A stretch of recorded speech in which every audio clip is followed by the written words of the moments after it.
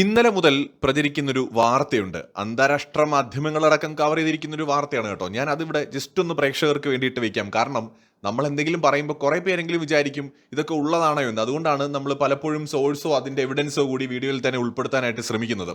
ഇവിടെ ഇതിനകത്ത് നമ്മൾ കൃത്യമായി കാണിച്ചിട്ടുണ്ട്. ഇന്ത്യ പാകിസ്ഥാനെ ആക്രമിച്ച സമയത്ത്, അതായത് ഓപ്പറേഷൻ സിന്ദൂറിൻ്റെ സമയത്ത് 50 തവണയാണ് പാകിസ്ഥാൻ അമേരിക്കയോട് സഹായം ചോദിച്ചത്. വ്യക്തമായിട്ടും ഇപ്പോൾ US നിന്ന് പുറത്തു വന്നിരിക്കുന്ന ഡോക്യുമെന്റ്സ് ആണ് ഇത് കാണിക്കുന്നത്. ഇന്ത്യയോ അല്ലെങ്കിൽ വേറെ ഏതെങ്കിലും ഒരു സോഴ്സിൽ നിന്നോ വന്നതല്ല.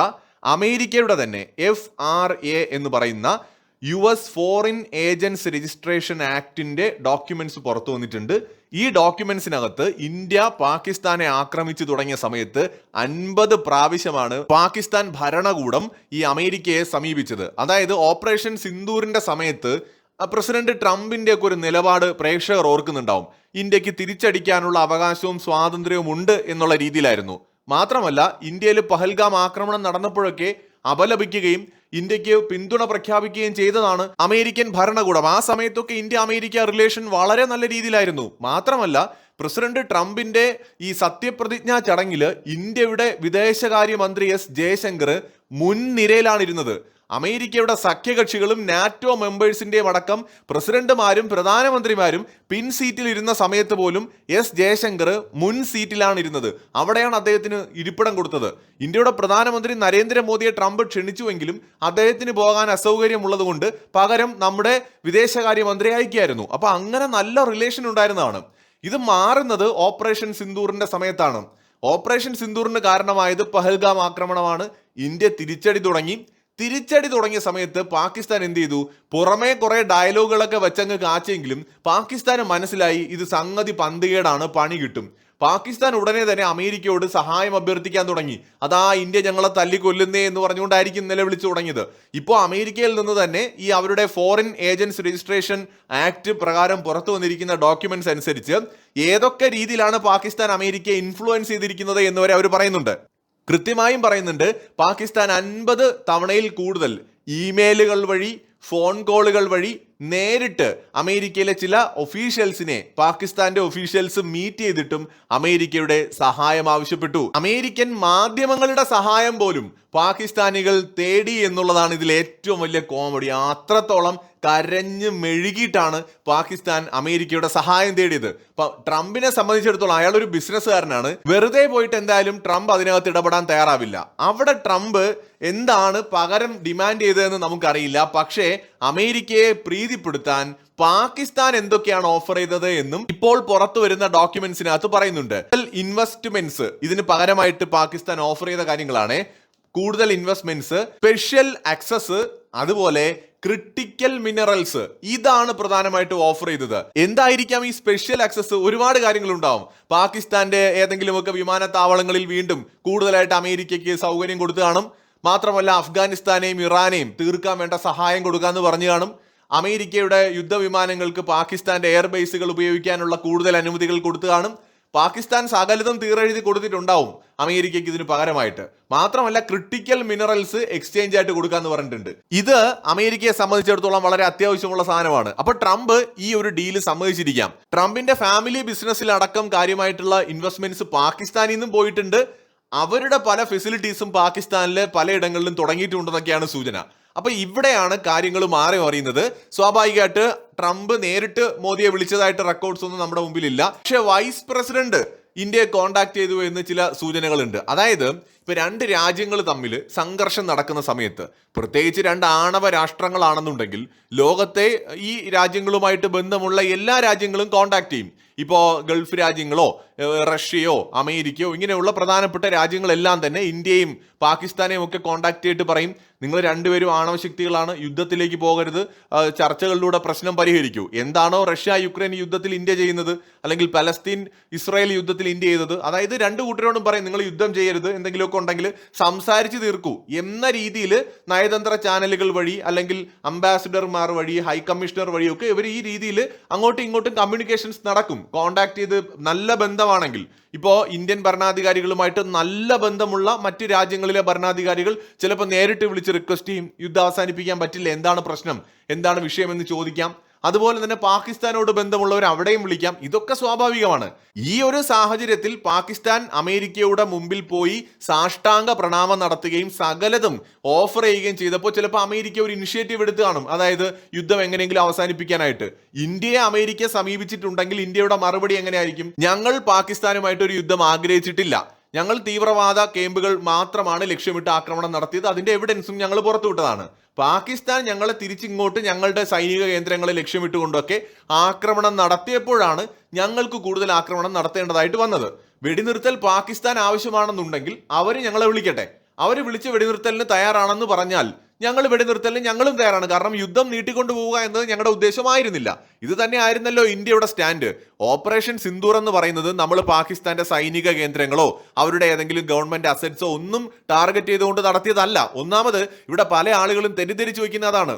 ഇന്ത്യ ഓപ്പറേഷൻ സിന്ദൂർ നടത്തിയത് പഹൽഗാം ഭീകരാക്രമണത്തിന് പുറകിൽ പ്രവർത്തിച്ച ഭീകരവാദ ക്യാമ്പുകളും ഭീകരവാദികളുടെ താവളങ്ങളും അവരുടെ ട്രെയിനിങ് സങ്കേതങ്ങളും ഒക്കെ ലക്ഷ്യമിട്ടുകൊണ്ടാണ് ഇന്ത്യ തിരിച്ചടി കൊടുക്കുന്നത്. പാകിസ്ഥാന്റെ ഒരു മിലിറ്ററി ബേസുകളെയോ അല്ലെങ്കിൽ അവരുടെ ഗവൺമെന്റിന്റെ ഏതെങ്കിലും ഒരു ഓഫീസിനെ ഒന്നും ഇന്ത്യ ടാർഗറ്റ് ചെയ്തിട്ടില്ല.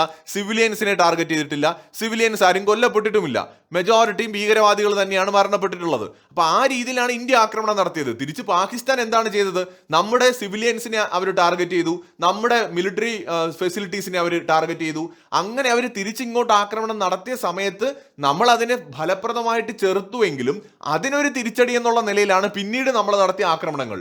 ആ ആക്രമണങ്ങളിൽ പാകിസ്ഥാന്റെ എയർബേസുകൾ തകർത്തു, അവരുടെ റൺവേകൾ തകർത്തു, വിമാനങ്ങൾ തകർത്തു, അവരുടെ റഡാർ സംവിധാനങ്ങൾ തകർത്തു.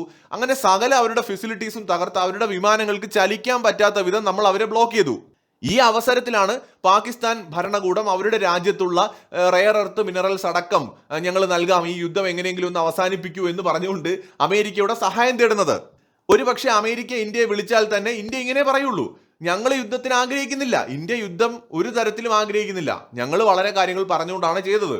ഇത് നിർത്തണമെന്നുണ്ടെങ്കിൽ പാകിസ്ഥാൻ ഞങ്ങളെ വിളിച്ചിട്ട് അവർ വെടിനിർത്തലിന് തയ്യാറാണെന്ന് പറയട്ടെ, അപ്പോൾ നമുക്ക് നിർത്താം എന്നായിരിക്കും ഇന്ത്യ പറയുക. ഇത് തന്നെയാണ് സംഭവിച്ചിട്ടുമുള്ളത്. പാകിസ്ഥാന്റെ മിലിറ്ററിയിൽ നിന്ന് അവരുടെ വക്താവ് ഇന്ത്യയെ വിളിക്കുന്നു: ഞങ്ങളുടെ ഭാഗത്ത് നിന്ന് ഇനി യാതൊന്നും ഉണ്ടാവില്ല, ഞങ്ങൾ ഇവിടെ നിർത്തുകയാണ്, നിങ്ങളും ഇനി ഞങ്ങളെ ഒന്നും ചെയ്യരുത് എന്ന് പറഞ്ഞാണ് ഇന്ത്യ പരസ്പരം അങ്ങോട്ടും ഇങ്ങോട്ടും സംസാരിച്ചത് സ്റ്റോപ്പ് ചെയ്തു. ഇന്ത്യ ഈ ഓപ്പറേഷൻ സിന്ദൂർ തുടങ്ങിയപ്പോൾ തന്നെ പറഞ്ഞു, നമ്മുടെ ലക്ഷ്യം ഓപ്പറേഷൻ സിന്ദൂറിൽ പാകിസ്ഥാനിലെ ജനങ്ങളോ പട്ടാളമോ ആയിരുന്നില്ല, ഭീകരവാദികളാണ്. അത് അങ്ങനെ അല്ലാതാക്കിയത് പാകിസ്ഥാൻ ഇങ്ങോട്ട് ആക്രമിച്ചപ്പോഴാണ്. അപ്പൊ നമുക്കും തിരിച്ച് അവരുടെ മിലിറ്ററി ഫെസിലിറ്റീസ് ടാർഗറ്റ് ചെയ്യേണ്ടി വന്നു. അപ്പൊ ഇവിടെ ഇപ്പൊ കാര്യങ്ങൾ കൂടുതൽ കലങ്ങി തെളിയാണ്.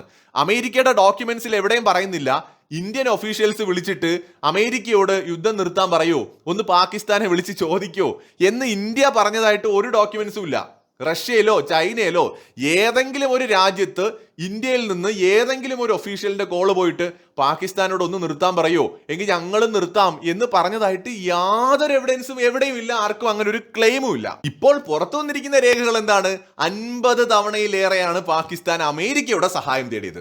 അപ്പൊ ഇവിടെ ആരാണ് യുദ്ധത്തിന് ജയിച്ചു നിന്നത്?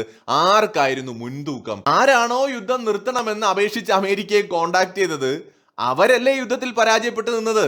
അവർക്കല്ലേ സഹായം വേണ്ടി വന്നത്? അതുകൊണ്ടല്ലേ യുദ്ധം അവസാനിച്ച ഉടനെ തന്നെ യുദ്ധം അവസാനിപ്പിക്കാൻ ഇടപെട്ട അമേരിക്കൻ പ്രസിഡന്റിന് നന്ദി എന്ന് പറഞ്ഞുകൊണ്ട് പലതവണ പാകിസ്ഥാൻ പ്രധാനമന്ത്രിയും മിലിറ്ററി ജനറലും അടക്കം സ്റ്റേറ്റ്മെന്റുകൾ ഇറക്കിയത്? അവരുടെ ഡോൺ പത്രത്തിൽ നിരന്തരം ട്രംപിന്റെ വാഴ്ത്തു പാട്ടലുകളും പുകഴ്ത്തലുമായിരുന്നു.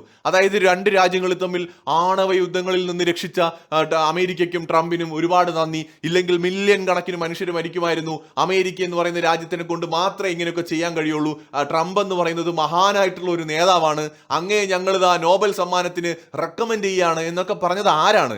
അപ്പൊ ആർക്കാണോ അമേരിക്കയുടെ സഹായം വേണ്ടിയിരുന്നത് അവരാണ് ട്രംപിനെ പുകഴ്ത്താൻ തുടങ്ങിയത്. നോബൽ സമ്മാനത്തിന് വേണ്ടിയിട്ട് ട്രംപിന്റെ പേര് സജസ്റ്റ് ചെയ്തത്, ട്രംപിനെ കുറിച്ച് വാഴ്ത്തുപാട്ടുകൾ പറഞ്ഞത്. റെയർ എർത്ത് മിനറൽസ് അമേരിക്കയുടെ പ്രസിഡന്റിന്റെ വസതിയിൽ കൊണ്ടുപോയിട്ട് അതിന്റെ സാമ്പിൾസ് പാകിസ്ഥാൻ പ്രധാനമന്ത്രിയും അവരുടെ മിലിറ്ററി ജനറലും കൊടുക്കുന്ന ചിത്രങ്ങൾ പോലും വന്നിട്ടുണ്ട്. അതിൽ നിന്ന് കാര്യങ്ങൾ വ്യക്തമാണ്. ഓപ്പറേഷൻ സിന്ദൂർ ഒരു വിജയമായിരുന്നു ഇന്ത്യയെ സംബന്ധിച്ചിടത്തോളം എന്ന് മാത്രമല്ല, പാകിസ്ഥാൻ വിറച്ചുപോയെന്നേ. ഇപ്പോഴും അവർ ഭയപ്പെടുകയാണ്. കാരണം ഇന്ത്യ ഒഫീഷ്യലായിട്ട് ഓപ്പറേഷൻ സിന്ദൂർ അവസാനിപ്പിച്ചിട്ടില്ല. ഓപ്പറേഷൻ സിന്ദൂർ ഇപ്പോഴും നിലനിൽക്കുന്നുണ്ട്. എപ്പോൾ വേണമെങ്കിലും റീസ്റ്റാർട്ട് ചെയ്യാൻ പറ്റുന്ന വിധത്തിൽ തന്നെ. ഇവിടെ അമേരിക്കയുടെ ഈഗോ ഹേർട്ട് ആയത് എപ്പോഴാണെന്ന് വെച്ചാൽ ട്രംപ് ഉടനെ തന്നെ ഇപ്പൊ ഇന്ത്യയെ പാകിസ്ഥാൻ വിളിച്ചിട്ട് ഉടനെ പറഞ്ഞാണ് ഞങ്ങൾ വെടിനിർത്തലിന് തയ്യാറാണ്, നിങ്ങൾ തയ്യാറാണെന്ന് ചോദിച്ചാണ്, ഇന്ത്യ സമ്മതിച്ചാണ്. ഈ വിവരം പറഞ്ഞ ട്രംപ് എന്ത് ചെയ്തു? എല്ലാം തന്റെ പേരിൽ ക്രെഡിറ്റ് കിട്ടണമെന്നുള്ള അദ്ദേഹത്തിന്റെ രാജ്യത്തിനകത്തെ പൊളിറ്റിക്സിന് വേണ്ടി, തന്റെ ആളുകളുടെ ഇടയിൽ വലിയ ആള് കളിക്കാൻ വേണ്ടിയിട്ട് അദ്ദേഹം എന്ത് ചെയ്തു? പരസ്യമായിട്ട് ഞാൻ ഇടപെട്ടാണ് ഇത് തീർത്തത് എന്നങ്ങ് വെച്ച് കാച്ചി. ഇത് ഇന്ത്യക്ക് ഇഷ്ടപ്പെട്ടില്ല. ഇന്ത്യ ഇത് നിഷേധിച്ചു. കാരണം അതല്ല വസ്തുത. ഇവിടെ പാകിസ്ഥാന് അമേരിക്ക ഇടപെട്ടിട്ടാണ് നിർത്തിയത് എന്ന് അവരുടെ ജനങ്ങളോട് പറയണം. അല്ലാതെ ഇന്ത്യയുടെ മുമ്പിൽ കാല് പിടിച്ച് കരഞ്ഞ് അവർ സ്വയം പറഞ്ഞിട്ടാണ് നിർത്തിയെന്ന് പറയാൻ പറ്റുമോ? നാണക്കേടല്ലേ? ഇപ്പോഴും പാകിസ്ഥാൻ പ്രധാനമന്ത്രിയും അവരുടെ ഡിഫൻസ് മിനിസ്റ്ററും ഫോറിൻ മിനിസ്റ്ററും മിലിറ്ററി ജനറലും ഒക്കെ എന്താ പറഞ്ഞുകൊണ്ടിരിക്കുന്നത്?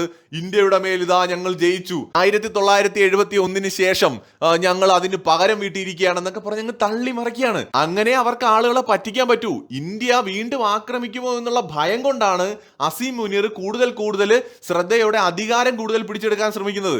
സോ ഇവിടെ കാര്യങ്ങൾ ക്ലിയർ ആണ്. വലിയ തിരിച്ചടിയാണ് ഇന്ത്യ കൊടുത്തത്. നമ്മൾ കേട്ടതിനേക്കാൾ വലിയ തിരിച്ചടിയാണ് പാകിസ്ഥാന് കിട്ടിയിരിക്കുന്നത്.